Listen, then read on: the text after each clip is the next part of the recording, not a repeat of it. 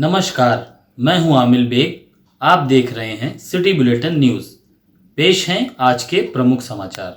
नगर निगम के सफाई कर्मियों की हड़ताल लगातार आज तीसरे दिन जारी रही। नगर निगम के सफाई कर्मियों ने आज धरना प्रदर्शन किया और सड़क पर उतर आए। सैकड़ों की संख्या में सफाई कर्मी आज अयोध्या दौरे पर आए राज्य स्तरीय निगरानी समिति के सदस्य धीरेन्द्र वाल्मीकि से मुलाकात करने पहुंचे सर्किट हाउस के सामने ही उन्होंने पंचायत की।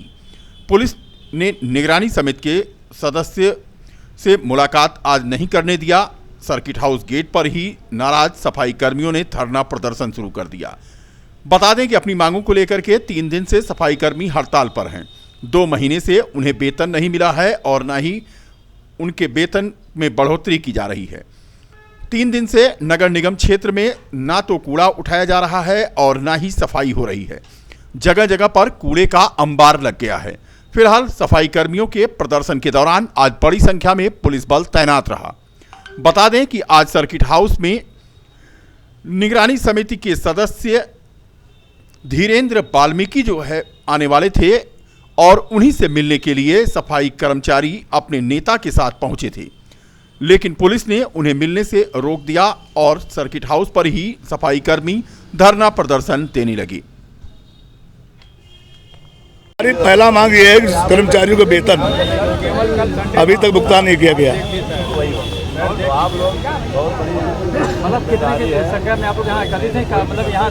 अभी तो हम लोग यहाँ कम से कम 22,700 आदमी होंगे लगभग, और अगर आज समझौता न हुआ तो रिजौली बंद होगा, गोसाईगंज भी बंद करवाऊंगा और आपके बगल जितनी भी टाउन एरिया है सभी बंद होगा। सर्किट हाउस जो मिलने आप आए, किससे मिलने आए हैं? ऐसा है, माननीय सफाई आयोग के सदस्य यहाँ आए थे, हमको फोन किए थे, फोन करने के बाद हम बुलवाए, मैं गया। अयोध्या जनपद में आज धूल भरी आंधी चली और तेज हवाओं के बाद जमकर हुई बारिश। शहर से लेकर ग्रामीण क्षेत्रों में धूल भरी आंधी आने से जनजीवन अस्त व्यस्त हो गया। समाचार प्रेषण तक कई इलाकों में विद्युत व्यवस्था बहाल नहीं हो पाई। कहीं पर तेज तो कहीं पर हल्की बारिश होने की खबर है। फिलहाल मौसम सुहाना हो गया और तापमान में गिरावट दर्ज की गई है। बता दें कि दोपहर के बाद आज अयोध्या जनपद के विभिन्न स्थानों पर धूल भरी आंधी चली। आंधी इतनी तेज थी कि टीन टप्पर तक उड़ गए। कई जगह पर होर्डिंग्स भी गिर गई और पेड़ भी कई जगह पर टूटे। शहर से लेकर ग्रामीण क्षेत्रों में चली आंधी और अंधड़ के बाद बारिश शुरू हो गई। थोड़ी देर के लिए आसमान में अंधेरा छा गया और सड़कों पर वाहनों को हेडलाइट जलाकर अपने गंतव्य की ओर बढ़ना पड़ा। तस्वीरें आप देख सकते हैं, दिन में ही अंधेरा छा गया। आंधी इतनी तेज थी कि लोगों को अपने बचने के लिए स्थान ढूंढना पड़ा। मौसम विभाग ने पहले ही अंदेशा जताया था कि 24 और 25 मई को आंधी और बरसात हो सकती है। तस्वीरें आप देख सकते हैं, तेज आंधी के बाद सड़क पर गिरा यह पेड़, यातायात अवरुद्ध हो गया। कलेक्ट्रेट के पास की ये तस्वीर देखें। जिलाधिकारी आवास जाने वाले मार्ग पर तहसील से जो मार्ग जाता है उस पर यह पेड़ आंधी की वजह से गिर गया। इतना ही नहीं, रिकाबगंज में आज कई दुकानों पर लोग संभल भी नहीं पाए थे कि आंधी में उनका नुकसान कर दिया। चाय की दुकान पर जहां कुर्सी और अन्य सामग्री टूट गई, वहीं तमाम सामान उनके उड़ गए, त्रिपाल तक फट गए और नुकसान हो गया। आंधी ने आज जमकर लोगों को परेशान किया। सबसे ज्यादा खास बात तो ये रही कि नगर निगम प्रशासन जो दावे करता है कि शहर में जलभराव इस बार नहीं होगा। पहली ही आंधी और हल्की बरसात के बाद तस्वीरें हम आपको दिखाएंगे कि नगर निगम अयोध्या के कार्यालय को जाने वाले मार्ग पर ही पानी भर गया। तस्वीरें देखें आप कि नगर निगम अयोध्या के कार्यालय को जाने वाले इस मार्ग पर जो सिविल लाइन में है, जलभराव हो गया। नगर निगम की तरफ से दावा किया जा रहा है कि इस बार बरसात में शहर को जलभराव से निजात दिलाए जाएंगे, लेकिन जब अपने ही कार्यालय के सामने जल भराव से निजात नहीं पा रहा है नगर निगम। तो दशा बरसात में शहर की क्या होगी? क्या पिछले वर्ष की तरह इस बार भी कई इलाके डूबेंगे? फिलहाल आज की आंधी ने ये संकेत दे दिया है कि नगर निगम की तैयारी अभी आधी अधूरी है, क्योंकि बरसात अब आने को ज्यादा वक्त नहीं है। ऐसे में जलभराव की समस्या से शहर को दो चार होना पड़ेगा। बीती रात जिले की कैंट पुलिस ने अभियान चलाकर के वाहन चालकों के विरुद्ध कार्रवाई की। पुलिस ने संदिग्ध व्यक्तियों, दो पहिया वाहनों पर 3 सवारी और बिना हेलमेट के वाहन चला रहे वाहन स्वामियों के खिलाफ कार्रवाई की। कैंट थाने के प्रभारी के नेतृत्व में नियामा चौराहे पर यह अभियान चलाया गया, जिसमें 2 पहिया वाहनों पर सवारियों को रोक करके उनसे पूछताछ की गई और पुलिस ने इस दौरान 15 से अधिक वाहनों का चालान कर दिया।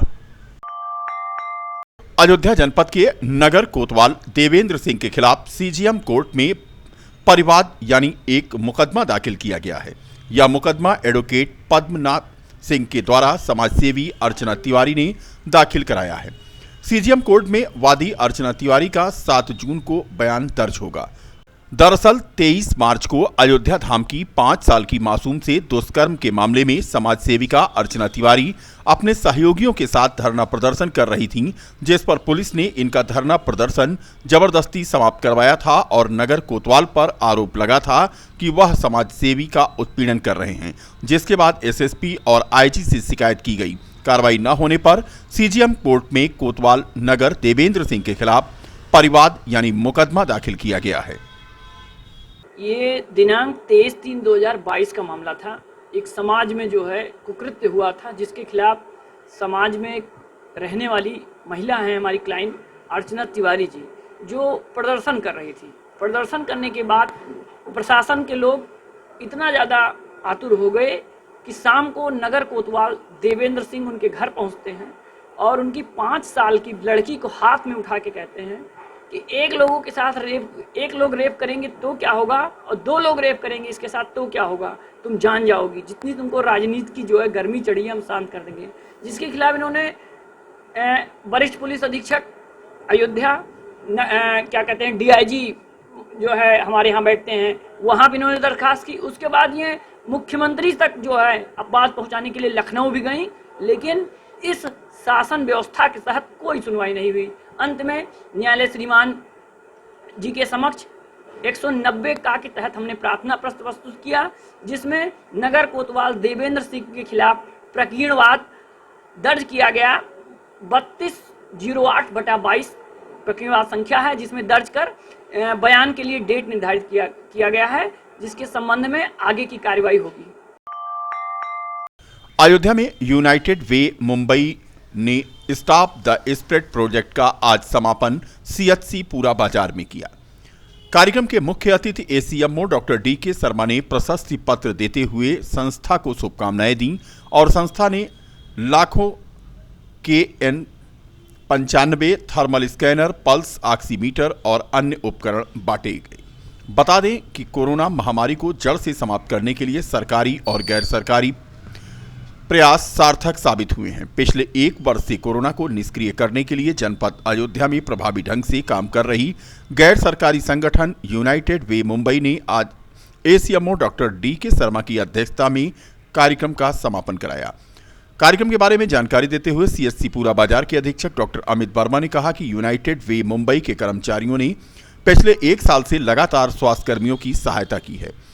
उन्होंने कहा कि संस्था ने गांवों में रह रहे असहाय और वंचित वर्ग को भी परिवहन सुविधा उपलब्ध कराते हुए उनका वैक्सीनेशन कराना सुनिश्चित किया। उन्होंने बताया कि संस्था ने भारी मात्रा में N95 mask, sanitiser, thermal scanner, carton, pulse oximeter सहित विभिन्न महत्वपूर्ण उपकरण स्वास्थ्य कर्मियों को प्रदान किया।